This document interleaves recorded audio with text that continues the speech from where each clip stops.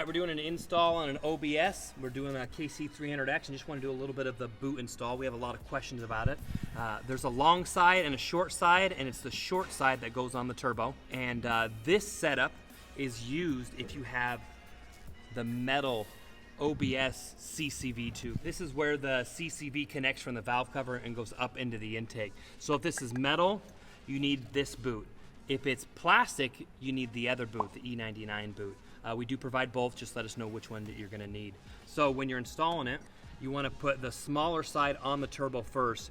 Now this does protrude up and push into the bottom of the boot just a little bit, but it's fine. It's a 5-ply boot, it won't wear through. And it's not like the turbo's sitting there jiggling back and forth and the valve cover's sitting there jiggling. So it does push just a little bit into the bottom, but it won't go through and it won't rub through. So you want to put the small end of the boot on the turbo first. We recommend sticking your hand inside so you can kind of press out a little bit with your fingers to get it to slide over. Don't forget to stick the clamp on there. It is a tight fit, and so you need to go down and kind of push with your hands and angle it out so that it goes up and over the turbo, just like that. Make sure the clamp is loose so you can still move it. Now oftentimes you will have to twist it one way or the other to get it to line up just perfectly with the CCV. Now we always recommend a CCV mod so you're not dumping all that exhaust gas back into the turbo, but if you need to keep your CCV, you might have to angle a little bit. Sometimes it needs to be trimmed. Most often it helps to trim it on the compressor side of the boot, not on the CCV side of the boot, just to get a little different angle, but it should be very close.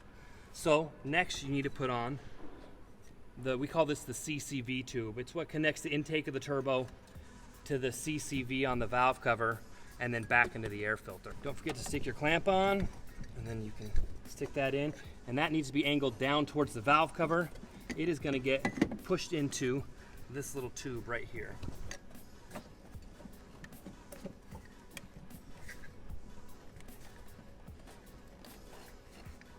So it takes a little bit of working to get it facing the right way, but you've got the bolt holes over here that need to be installed.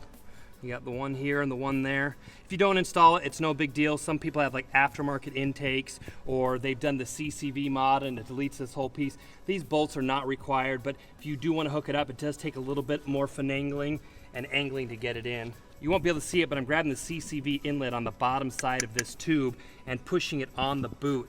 You got to make sure it seals all the way up and in. Once you get this all lined up, you can start the bolts into the CCV tube. Once you got everything on, it's all loose. I like to adjust it just a little bit sometimes to make it so it fits a little better, and then you can start tightening everything up.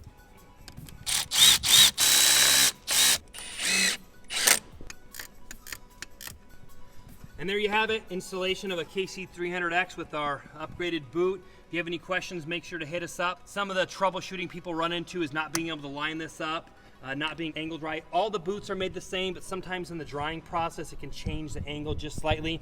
Trim it a little bit at a time, just a razor blade, change the angle a little bit, but it should fit good.